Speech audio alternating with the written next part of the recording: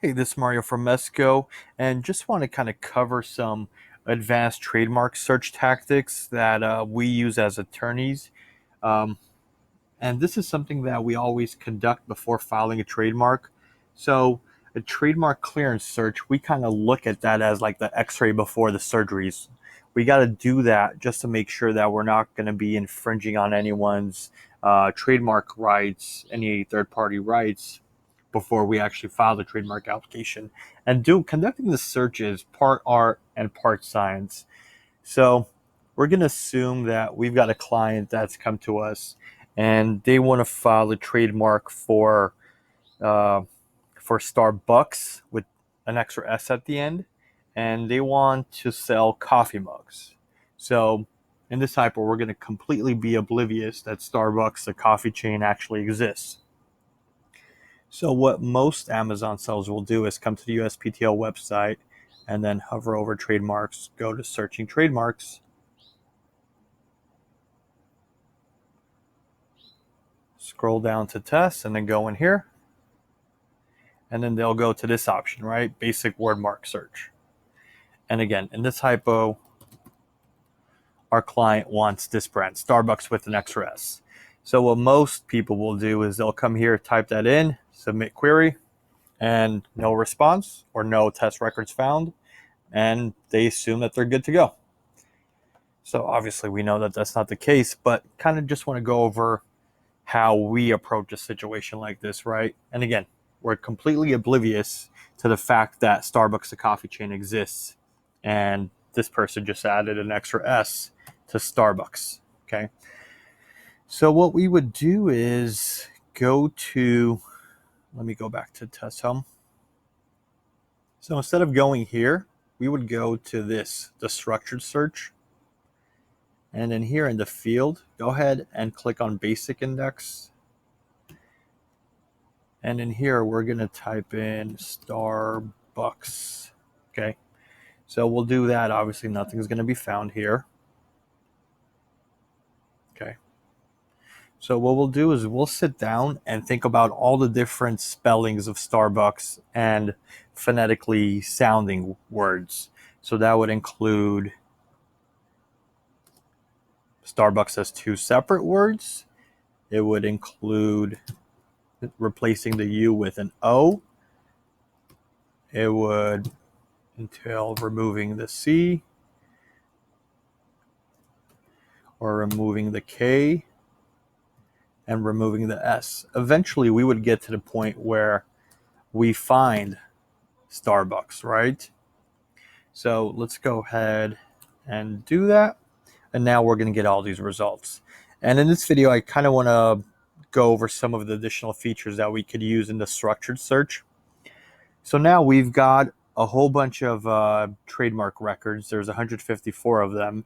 And some of them have registration numbers. Some of them don't. That means that they're still in the process. They haven't been registered yet. And some of them are live and some of them are dead.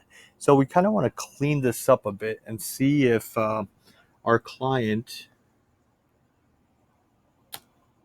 is okay to use it, right? Obviously, you can't, but again, just a hypo. So if we want to get rid of all the trademark records that don't have a registration number, what we'll do is after that, we'll go ahead and add a space and then type in not. And then parentheses, we'll put 0. And then in brackets, we'll put RN for registration number. So now it's only going to show the records that have a registration number. And the 0 just means that the registration number can't be 0, okay? So that's what that means. Now, there's still some records that are dead, and I don't want to see those. So we'll go ahead and add another function. It's going to be end. Parentheses, we'll type in live, and then in brackets, we'll put LD for live/dead. And we'll go ahead and submit.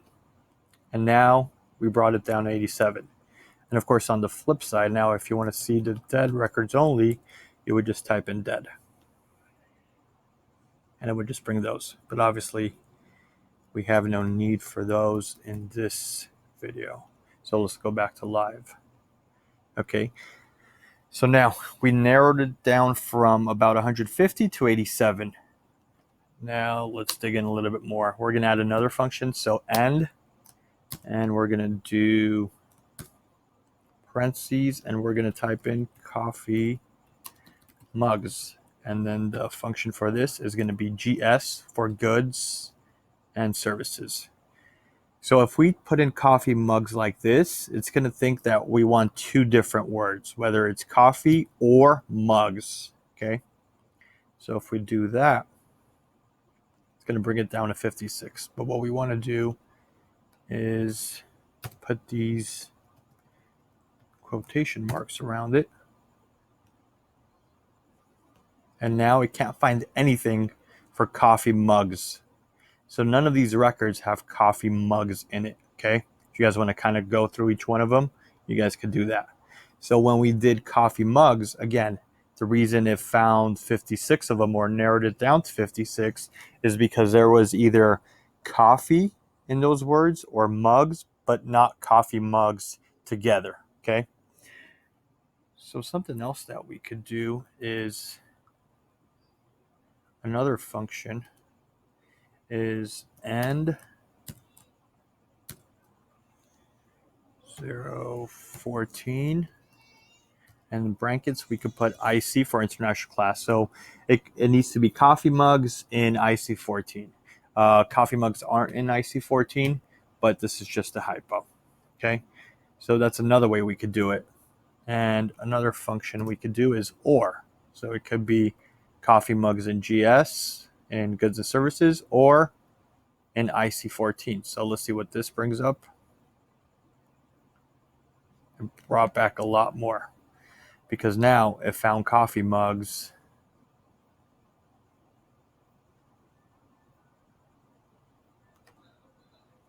All right, let's see why it found. Number one. Okay, so what it did, this function, is we gave it all of these parameters. So they got to be live, they got to be registered. We said, or anything in coffee, sorry, in IC14. So now if we change this to an end, it'll probably be 0. Yeah. Okay, so let's go back. And IC14, we're going to go ahead and remove that. Okay. So those are some of the functions that you guys can use. Again, RN for registration number. We'll say not 0 for RN. And again, let me just submit this so we get those 56 records. And then live, and then the function for that is LD. And then coffee mugs or any other goods that we're looking for in GS. So now if we just do mugs here, so those are all the ones that have found mugs in. And if you guys go into any one of these, you'll see it's going to be in bold. So that's that. Those are just some basic tricks that you guys could use to kind of help you guys do a better job with conducting your trademark clearance searches. Again, it's part science, part art. And if you guys want a kind of full list of all the functions that you guys could use in addition to LD, GS, and RN and BI, you guys could click on help over here and you guys will see those. Okay. So let me see if there's anything else I want to cover.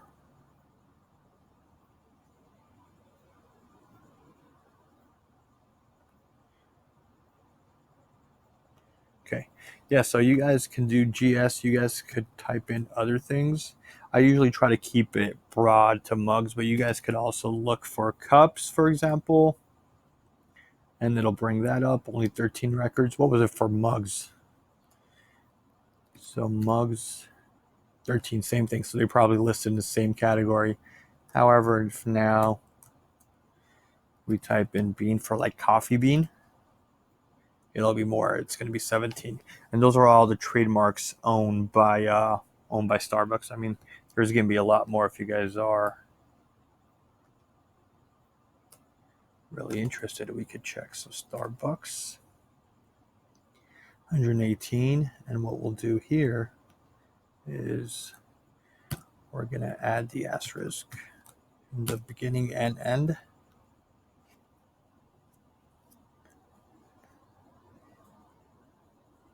And that's everything. And even if we get rid of this, we'll see all the ones that are upcoming. So even the ones that don't have registration number yet. So Starbucks Barista, they're in the phase of getting that. Starbucks Triple Shot, that one's dead. They're no longer using that, and they didn't renew it.